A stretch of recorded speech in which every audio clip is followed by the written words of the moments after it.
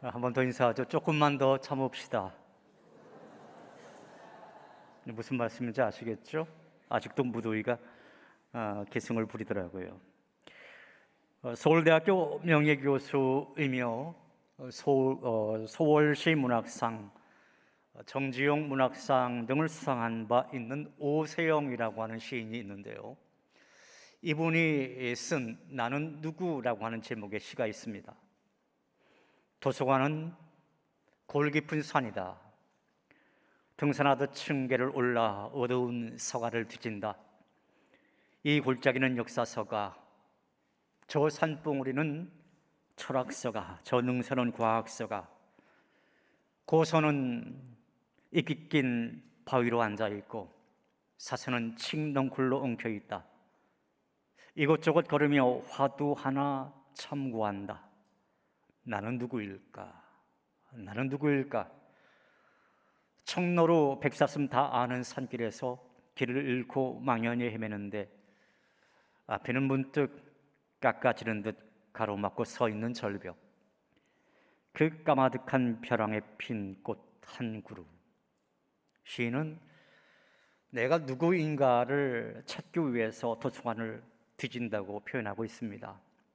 그러나 수많은 역사 서적들 속에서도, 또 철학 서적이나 과학 서적들 속에서도 자신을 찾아내지 못해요.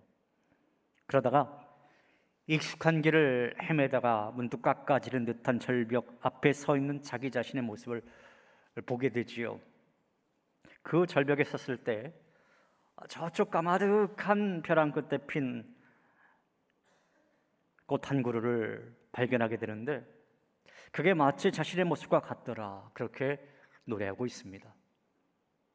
이렇게 우리 인간은 끊임없이 내가 누구인가라고 하는 질문에 대한 답을 찾기 위해서 노력을 하곤 합니다. 그렇다면 여러분은 나는 누구인가라고 하는 이 질문 앞에 뭐라고 대답하시겠습니까?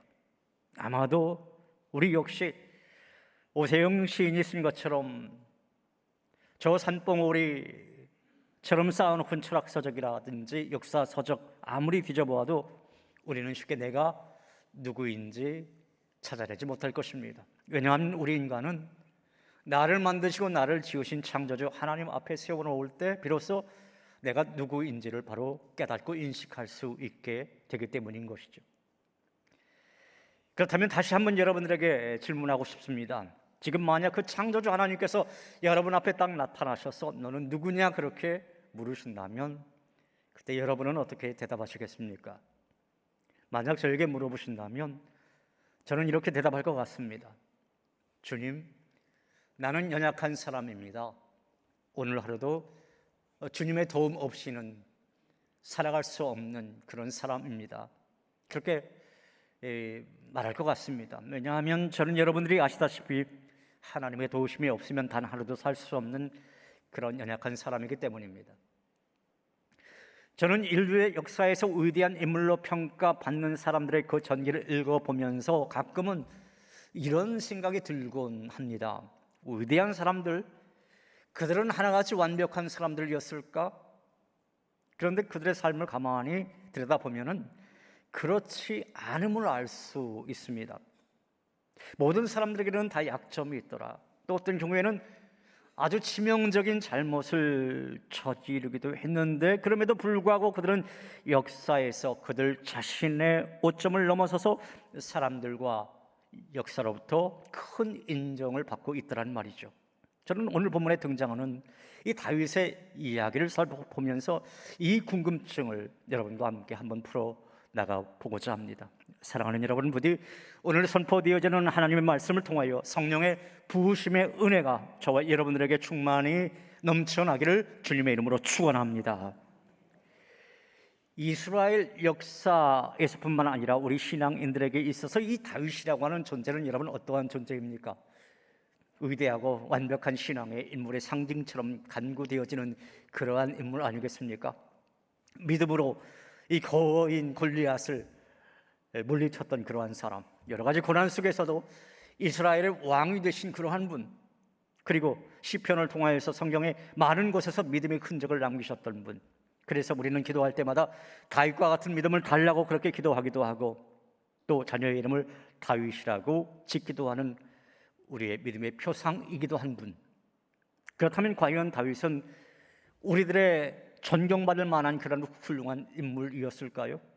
솔직히 우리의 선망의 대상이 되고 있는 그 다윗의 삶을 성경의 기록을 중심으로 살펴보면 우리는 실망하지 않을 수가 없습니다. 저는 두 가지 점에서 다윗에 대한 실망스러운 부분을 여러분들에게 언급해 보고자 합니다. 첫째로, 다윗은 자신의 성공을 위해서 어떤 행동도 마다하지 않았던 교활한 사람이었습니다. 그는 교활한 사람이었어요. 다윗의 원래 그가 어떤 일을 하던 사람이었습니까? 목동의 신분이었죠. 그랬더니 그가 이스라엘의 집권층에 접근한다라고 하는 것은 그렇게 쉬운 일이 아니었습니다. 그러나 골리앗을 물리친 연고로 인해서 그는 이스라엘 집권층에 쉽게 접근할 수가 있었어요. 그는 사울 왕의 딸을 아내로 삼음으로써 임금의 사위로서의 자신의 지위를 확보하게 됩니다. 사회적으로 신분이 수직 상승하게 된 것이죠. 뿐만 아니라 다윗은 그 사울 왕의 아들 요나단과 친밀한 관계를 갖습니다. 그는 요나단을 통해서 왕궁에서 되어지는 모든 그 고급 정보를 수집하게 돼요. 그러한 정보를 바탕으로서 차기 집권을 노리기 위해 어떤 만반의 준비를 해야 됩니다. 게다가 사무엘 선지자와도 절친한 관계를 유지하면서 어떤 종교적 정당성도 갖게 됩니다. 이렇게 다윗에 대한 성경의 기록을 아주 비판적으로 냉철한 시각으로 바라보면 다윗의 행동은 이 사람 참 교활한 사람이구나라고 하는 것을 우리도 쉽게 발견해 볼 수가 있을 것입니다. 둘째로, 다윗은 자신의 지위를 이용해서 간음죄와 살인죄를 저지른 그러한 사악한 사람이었습니다. 많은 결점 중에서도 다윗의 치명적인 오류는 어디에 있었느냐? 오늘 본문에 나오는 사건 속에 있습니다.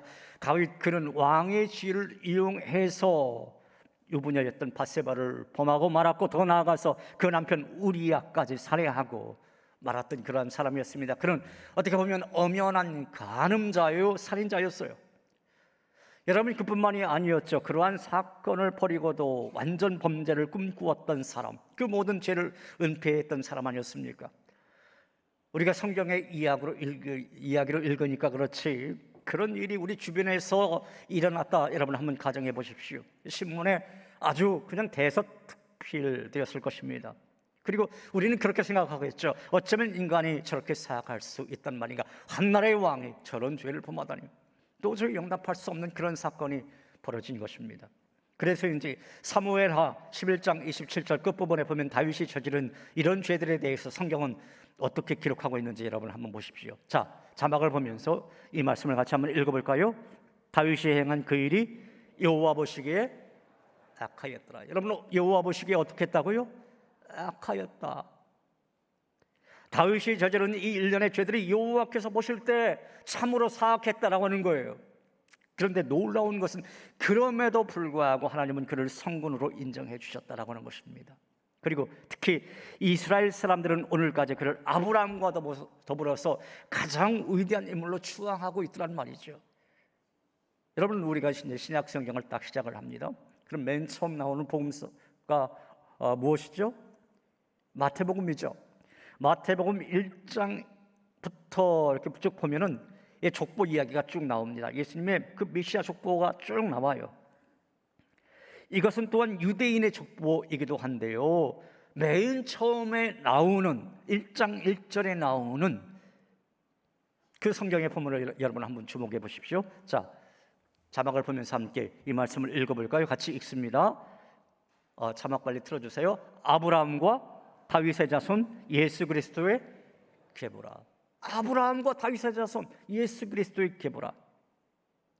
저는 다윗의 이 기록들을 묵상할 때마다 다윗에게는 좀 미안하지만요, 위로를 받곤 해요. 다윗과 같은 위대한 사람, 그 믿음의 사람도 이렇게 실수할 수 있구나, 하물며 나 같은 보잘것없는 사람이 얼마나 많은 허물이 있겠는가, 그런 마음을 가지게 됩니다. 또 그러면서 하나님께서는 다윗에게 그렇게 치명적인 약점이 있음에도 불구하고 그 무엇이기에 그를 성군으로 인정해 주셨던 것일까? 그런 의문도 갖곤 합니다. 그래서 저는 이 말씀을 한번 깊이 묵상을 해보았습니다. 제가 오늘 본문을 통해서 발견한 메시지는 다음에 두 가지입니다. 첫째로, 다윗이 하나님께 인정받았던 이유는 그는 자신의 잘못을 받아들이며 회개할 줄 아는 사람이었기 때문입니다. 그는 자신의 잘못을 받아들입니다. 그리고 회개할 줄 알았던 그런 사람이었어요. 여러분, 누군가로부터 당신은 잘못된 사람이야, 이거 잘못했어 지적받을 때 그것을 받아들이는 것 쉬운 일입니까? 아니면 어려운 일입니까? 어려운 일이잖아요. 쉬운 일이 아니에요. 어느 누가 자신의 잘못을 그대로 인정할 수 있겠습니까? 그거 좋아하겠습니까? 그런데 오늘 본문의 다윗은요, 나단 선지자가 하나님의 말씀을 전할 때 자신의 잘못을 받아들입니다. 그리고 하나님 앞에 완전히 회개해요. 그러한 면을 보면서 하나님께서 이 다윗을 성군으로 인정해 주셨구나, 우리는 그렇게 생각해 볼 수가 있는 것입니다. 자, 한번 말씀을 보실까요? 오늘 보면 앞부분에 있는 12장 1절 상반절을 보면 성경은 이렇게 기록을 하고 있습니다. 이 말씀 같이 한번 읽어보겠습니다. 여호와께서 나단을 다윗에게 보내시니, 하나님께서 큰 죄를 범한 다윗에게 누구를 보냈다고요? 나단을 보냈다라는 거예요. 선지자 나단을. 하나님께서 선지자 나단에게 언제 어떠한 방식으로 다윗의 죄를 알려주셨는지 우리는 잘 알 수가 없어요. 성경에는 그거 기록하고 있지는 않아요. 그러나 나단이 다윗의 영적 상태를 알았을 때 나단이 얼마나 괴로웠을까요? 이스라엘의 다윗 왕이 이렇게 악하게 되다니, 처음에는 그렇지 않았는데 이렇게 악하게 되다니 너무 고통스러운 시간이었을 겁니다. 그리고 그 이야기를 내가 어떻게 그 사람에게 다가가서, 다윗에게 다가가서 풀어나갈 것인가 고민 많이 했을 것 같아요. 처음에 나단은요, 하나의 비유를 들어서 이야기를 꺼내게 돼요. 왕이시여, 어떤 부자가 자기 집에 손님이 왔는데 자기 집 양과 소는 놓아두고 글쎄 옆집에 가난한 이웃에 하나밖에 없는 암양을 빼앗았다, 그렇게 말을 하네요. 그런데 문제는요, 다윗이 이 선지자 나단의 이야기를 다 듣고도 도대체 무슨 이야기인지 이해하지 못해요. 알아듣지 못하는 거예요. 이 이야기가 자신의 이야기인 줄 전혀 눈치채지 못했던 것이죠. 그래서인지 다윗이 뭐라고 말씀하고 있는지 한번 보십시오. 다윗이 그 부자 이야기를 듣고 아주 불같이 화를 내는 장면인데요, 12장 5절 하반절에 있는 말씀 자막을 보면서 또 같이 읽습니다. 여호와의 살아계심을 두고 맹세하노니 이 일을 행한 그 사람은 마땅히 죽을지라. 아니, 그러한 나쁜 놈이 어디 있어? 그런 일을 행한 사람은 죽여 마땅한 자야, 그런 말을 했다라고 하는 것이죠. 그런데 여러분 7절 앞부분에 있는 말씀을 보십시오. 나단이 다윗에게 아주 대놓고 책망합니다. 나단이 다윗에게 이르되 당신이 그 사람이라. 당신이 그 사람이라. 하나님 앞에서 말씀을 들었을 때 마치 다른 사람 이야기 듣는 것처럼 그렇게 하지 말라라고 하는 뜻이에요. 여러분, 하나님의 말씀은 살아있고 운동력이 있음을 믿으시기 바랍니다. 어떤 때는 하나님의 말씀이 강력히 내 영혼을 막 찔러댑니다. 내 영혼을 살리는 그 말씀이 내 귀에 들릴 때, 그때 우리는 열린 마음으로 그 말씀을 들을 줄 알아야 되는 거예요. 그리고 이 메시지의 대상은 바로 나구나, 다른 사람이 아니구나, 바로 나구나 받아들이고 회개해야 하는 것입니다. 그러면 하나님께서 그를 회복시켜 주시는 거예요. 자, 13절에 있는 말씀으로 가볼까요? 다윗이 회개하는 장면이 나와요. 함께 13절 앞부분에 있는 말씀 한번 읽어보겠습니다. 다윗이 나단에게 이르되 내가 여호와께 죄를 범하였노라 하며, 나단 선지자시여, 내가 여호와 하나님께 죄를 범하였나이다. 방금 전까지만 해도 그는 어떻게 했나요? 나단 선지자 이야기가 누구의 이야기인지 도대체 알아듣지 못했습니다. 그리고 화를 냈었어요. 그런데 지금 하나님 앞에 귀가 열리고 마음이 확 열리니까 가슴이 아파서 죄를 자백하고 회개하기 시작합니다. 그가 얼마나 철저하게 회개했는지 그가 쓴 참의 시편을 통해서 우리는 확인해 볼 수가 있습니다. 시편 51편 10절에서 12절 말씀을 보면 성경은 이렇게 기록을 하고 있습니다. 이것이 다윗이 기록하는 성경입니다. 자, 한번 이 말씀을 같이 읽어볼까요? 하나님이여, 내 속에 정한 마음을 창조하시고 내 안에 정직한 영을 새롭게 하소서. 나를 주 앞에서 쫓아내지 마시고 주의 성령을 내게서 거두지 마소서. 주의 구원의 즐거움을 내게 회복시켜 주시고 자원하는 심령을 주사 나를 붙드소서. 이 찬양 있잖아요. 정결한 마음 주시옵소서. 오 주님, 정직한 영을 새롭게 하소서. 정결한 마음 주시옵소서.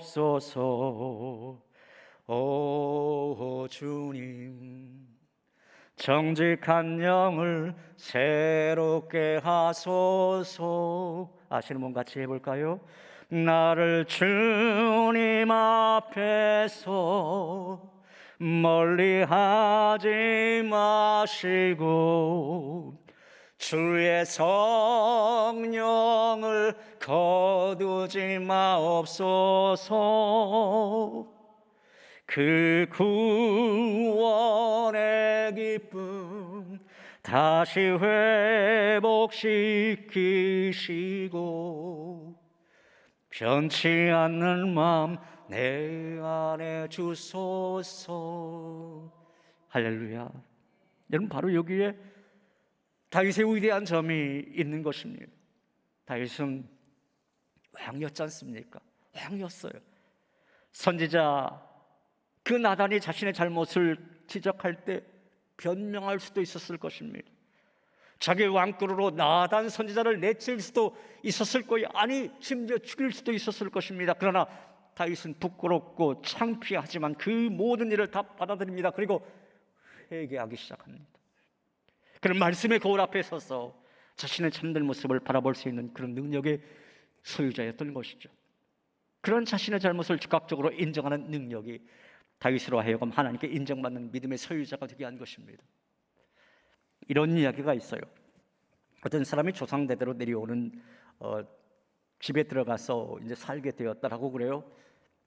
그런데 가만히 보니까 식당 그 한 무퉁이에 그림이 하나 걸려 있는데 아주 오랫동안 이 먼지가 쌓여서 저 그림의 형체가 어떤 형태의 그림인지 제대로 알 수조차 없는 그런 그림이었다라고 그럽니다. 그냥 이거 버려버릴까 하다가 그래도 조상적부터 내려온 것이라 마음이 걸려서 그 그림에 한번 때를 벗길 요량으로 화랑에 가지고 갔다라고 합니다. 그런데 그 그림에 찌든 때를 벗기던 화랑 주인이 깜짝 놀라는 거예요. 그 그림은 18세기의 아주 유명한 화가의 원본이었던 것입니다. 시가로 따지면 수십억 원짜리 그 원본 그림이었습니다. 그동안 그 수십억짜리 그림이 천덕꾸러기 취급을 당했던 거죠. 여러분, 우리 인생도 마찬가지인 것 같습니다. 하나님께서 인간을 창조하실 때 누구의 형상 닮은 존재로 창조하셨습니까? 주님의 형상, 하나님의 형상, 하나님의 그 모습으로 창조했어요. 그러나 죄로 찌들어서 그 아름다운 가치가 훼손되고 말았던 것이죠. 그럼에도 불구하고 그 사람이 하나님께 나와 회개하고 죄 씻음 받으면 우리 하나님께서는 모든 죄를 다 용서해 주신다, 그렇게 약속하고 있지 않습니까? 위대한 인생이 될 수 있다, 그렇게 말씀하고 있지 않습니까? 여러분, 이것이 바로 신앙의 축복인 것입니다. 사랑하는 여러분, 저는 오늘 이 시간에 주님 전에 나와 예배드리는 여러분 모두에게도 하나님의 말씀을 받아들이며 회개할 줄 아는 믿음의 사람이 되시기를 간절히 바랍니다. 그래서 다윗처럼 우리가 비록 연약할지라도 하나님께로부터 믿음의 사람으로 인정받는 주의 몸된 교회의 귀한 일꾼이 되시기를 주님의 이름으로 축원합니다. 두 번째 메시지입니다. 다윗이 하나님께 인정받았던 이유는 자신의 인간적인 연약함을 인식하며 끝없이 전능하신 하나님께 나아갔기 때문입니다. 자신의 연약함을 인식한 거예요. 그리고 끝없이 하나님께 나아갔더라. 오늘 보면 15절 하반절에 있는 말씀을 보면 다윗과 바세바 사이에 아이가 태어났는데 하나님의 징계가 임하여서 아이가 질병에 걸리는 것으로 시작되어집니다. 함께 자막을 보면서 이 말씀을 읽어볼까요? 같이 읽습니다. 우리아의 아내가 다윗에게 낳은 아이를 여호와께서 치심에 심히 앓는지라. 아이가 아파요. 어린아이가 아픕니다. 이때 다윗은 아이를 위해서 어떻게 했느냐? 하나님께 금식하며 간구했습니다. 계속해서 16절 말씀 읽어보겠습니다. 다윗이 그 아이를 위하여 하나님께 간구하되 다윗이 금식하고 안에 들어가서 밤새도록 땅에 엎드렸으니. 성경은 다윗이 금식하면서 안에 들어가서 밤새 엎드렸다 그렇게 기록하고 있어요. 그 당시 고대 근동 지방에서는 그러한 관습이 있었다고 합니다. 어떤 슬픔을 당했을 때 금식하면서 침대 위, 즉 침상 위가 아니라 얇은 코돌 같은 거 펼쳐놓고 땅에서 그냥 자는 겁니다. 땅에서 그냥 자요. 요즘엔 뭐 그런 일이 드물겠지만 우리 믿음의 선배들, 그 옛날에 그 교회가 마룻바닥에 있었던 그때에 보면은요, 성도들 중에 정말 믿음으로 나아가고자 하는 분들이 교회당 그 마룻바닥에 엎드려서 기도하다가 밤에도 그냥 철야를 하겠다고 그 마룻바닥에 앉아서 기도하다가 잠도 그 마룻바닥에서 그대로 자는 모습을 본 적이 있습니다. 그런 것이 바로 이런 데서 나왔다라고 그래요. 여러분, 왕의 침상이 얼마나 화려했겠습니까? 그런데 다윗은 거기서 잠을 자지 않았다라고 하는 거예요. 땅에 엎드려서 밤에도 거기 계속 있었더라. 그만큼 절실하고 그만큼 간절하게 하나님 앞에 기도했다라고 하는 것이죠. 다윗이 그 아이를 위해서 그렇게 간절하게 기도하면서 애정을 쏟았던 이유가 무엇입니까? 바로 그 아이가 자신의 죄로 인해서 태어났거든요. 그런 아이였기 때문에, 따라서 이 아이의 고통은 곧 자기의 죗값을 의미하기 때문에 그랬던 것입니다. 다윗은 차라리 하나님께서 이 고통을 아이가 아니라 자기에게 쏟아내기를 원하셨던 것일 것입니다. 하나님, 이 어린 심령이 무슨 죄가 있습니까? 차라리 저에게 징계를 내려주십시오. 그러한 마음이 있었던 것이죠. 여러분, 바로 이런 점이 다윗의 위대함을 말해주고 있는 거예요. 아무리 자기가 잘못했고 징계가 임했다 할지라도 이렇게까지 왕이 땅바닥에 엎드려서 금식하면서 기도하는 것이 여러분 어디 쉬운 일이겠습니까? 현대 사회를 사는 우리들이 그렇게 하려고 해도 이거 참으로 힘든 일인데, 그 당시 고대 사회에서 왕이 이렇게까지 했다라고 하는 것, 여러분 놀라운 일 아니겠습니까? 그런데요, 다윗이 그렇게 아픈 아이를 위해서 금식하며 기도했는데 결과가 어떻게 된지 아세요? 그 아이가 7일 만에 죽고 말아요. 그 아이가 7일 만에 죽습니다. 그렇게 간절히 기도했는데. 그렇다면 그 결과를 확인한 다윗은 어떠한 반응을 보였을까요? 울고 불고 난리가 나지 않았을까요? 자, 어떤 상황이 벌어졌는지 함께 20절 있는 말씀을 우리 자막을 통해서 살펴보겠습니다. 같이 읽습니다. 다윗이 땅에서 일어나 몸을 씻고 기름을 바르고 의복을 갈아입고 여호와의 전에 들어가서 경배하고 왕궁으로 돌아와 명령하여 음식을 그 앞에 차리게 하고 먹은지라. 참 어떻게 했다고요? 다윗이 아이의 죽음을 확인하자마자 곧바로 일어나서 몸을 씻고 옷을 갈아입은 후에 여호와의 전에 나아가 경배했다라고 하는 거예요. 그리고 돌아와서 음식까지 먹더라. 여러분, 이거 뭔가 잘못된 거 아닙니까? 다윗의 이런 행동 여러분 이해되십니까? 아이를 위해 그렇게 슬픈 마음으로 금식하며 땅에 엎드려서 기도했는데 아이가 죽고 나니까 오히려 기운을 차렸다? 보통 사람들은 그런 식으로 간절히 기도하다가 아이가 죽으면 독납담하면서 슬퍼하기 마련일 터인데 어떻게 다윗이 그렇게 할 수 있었던 것일까요? 그에 대한 다윗의 말을 한번 들어보실까요?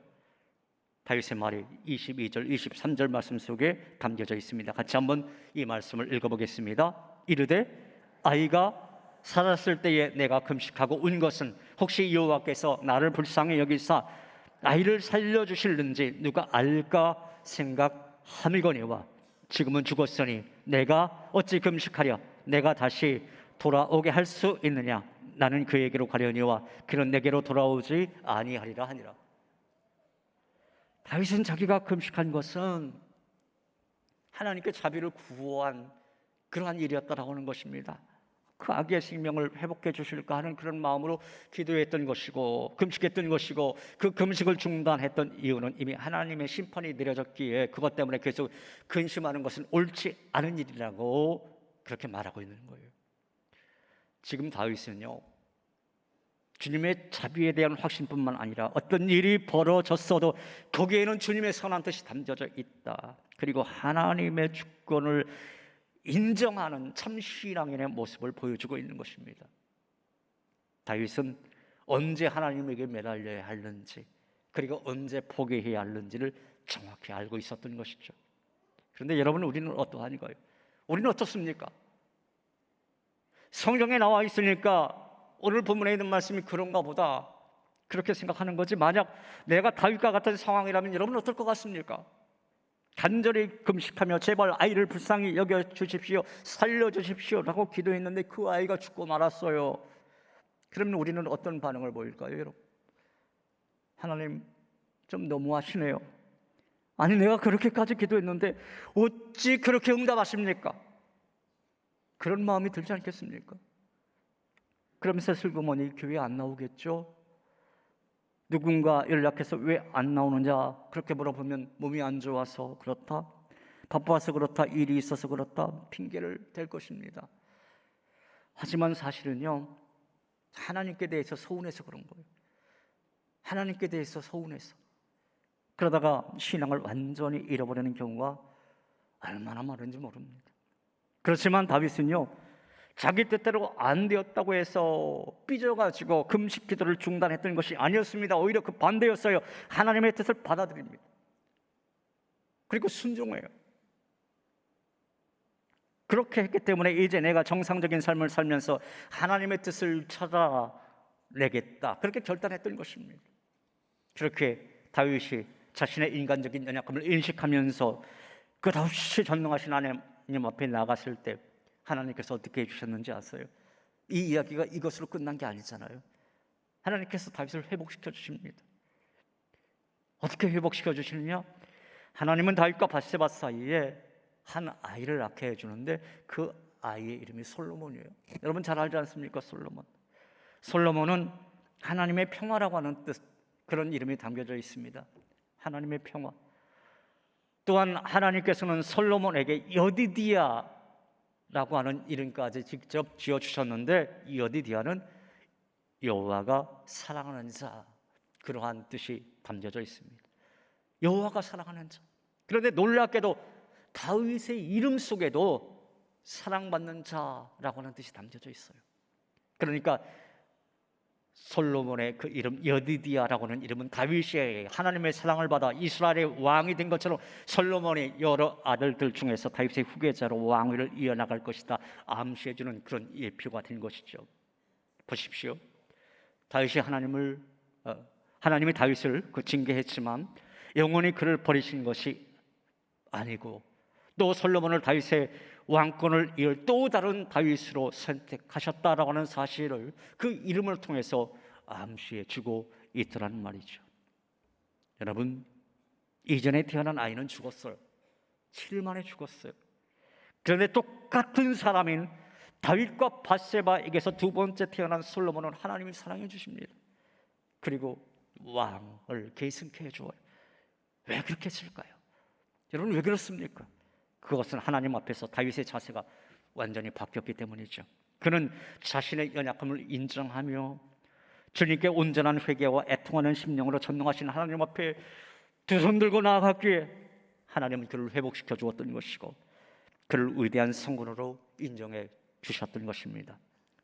사랑하는 여러분, 우리도 비록 연약하지만, 우리도 삶 속에 넘어지는 일이 많겠지만 다시 하나님의 은혜로 하나님께 인정받는 그런 사람이 되어야 되지 않을까요? 우리 함께 찬양해 보겠습니다. 주는 완전합니다 라고 하는 찬양. 주여, 우린 연약합니다. 우린 오늘을 힘겨워합니다. 주여, 우린 넘어집니다. 오늘 하루 또 실수합니다. 이 찬양 우리 같이 한번 고백해 보죠.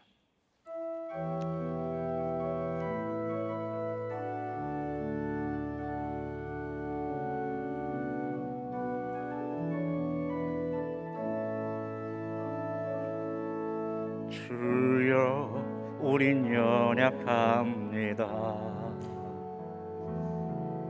우린 오늘을 힘겨워합니다. 주 뜻 이루며 살기엔 부족합니다. 우린 연약합니다. 주여 우린 넘어집니다. 주여 우린 넘어집니다. 오늘 하루 또 실수합니다.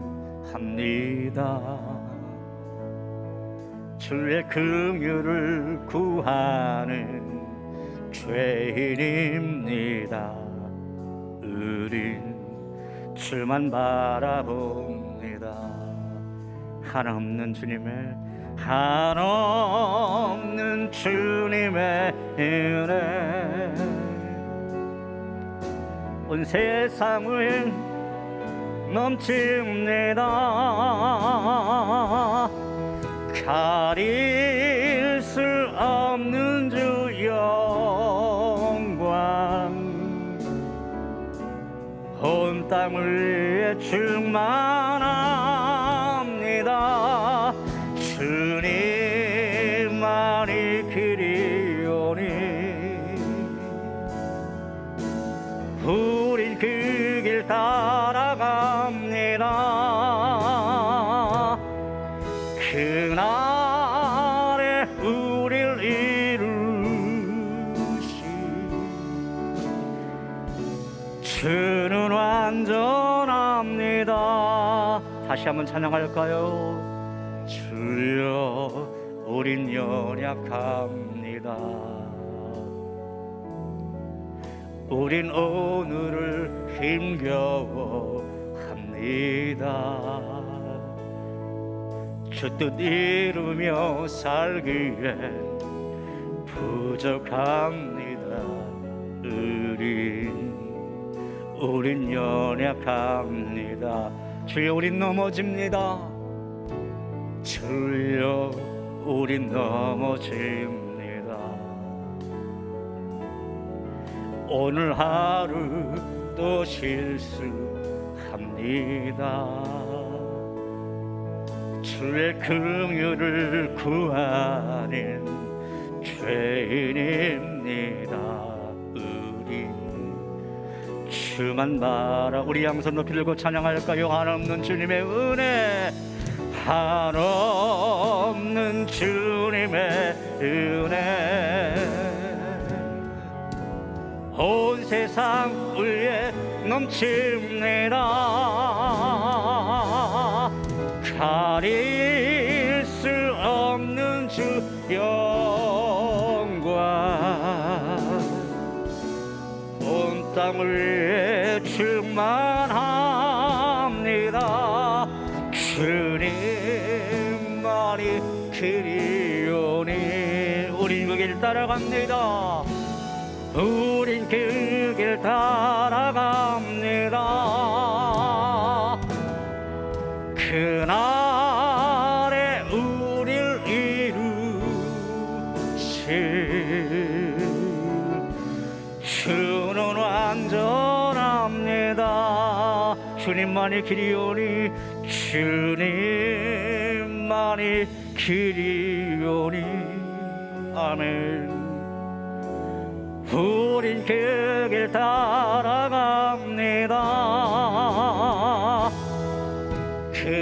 그날에 우릴 이루실 주는 완전합니다. 주는 완전합니다. 할렐루야. 완전하신 주님 앞에 경배의 박수 올려드립니다. 할렐루야. 여러분, 우리는 연약한 존재입니다.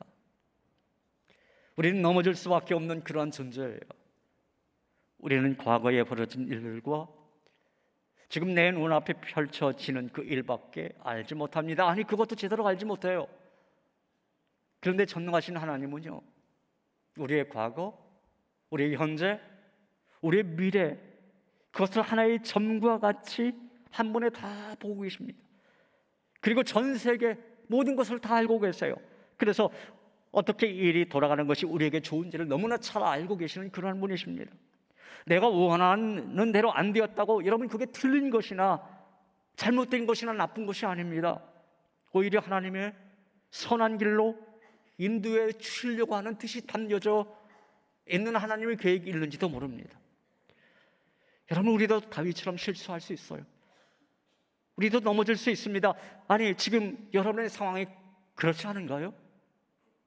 사랑하는 여러분, 그리할지라도 우리의 모든 것을 아시는 주님께 우리의 연약함을 인정하고 회개할 줄 아는, 그리고 어떠한 상황이 주어질지라도 끝까지 하나님을 의지하며 나아갈 줄 아는, 그래서 하나님께로부터 너야말로 믿음의 사람이야 이렇게 인정받고 세상 사람들로부터도 당신이야말로 참다운 크리스천입니다 인정받는 저와 여러분 다 되시기를 주님의 이름으로 축원합니다. 하나님 아버지, 우린 연약합니다. 우린 부족한 존재입니다. 오늘 하루 살아나가기도 힘들 때가 있습니다. 그렇지만 주님만 바라보고 주님을 의지하며 또 우리의 모든 걸 회개하며 나아갈 때 하나님께서 우리의 모든 것을 완전하게 회복시켜 주실 줄로 믿습니다. 완전하신 하나님, 우리에게 다가와 주시고 우리 모든 성도들에게 하늘의 귀한 은혜 허락하여 주시옵소서. 예수님 이름으로 기도하옵나이다. 아멘.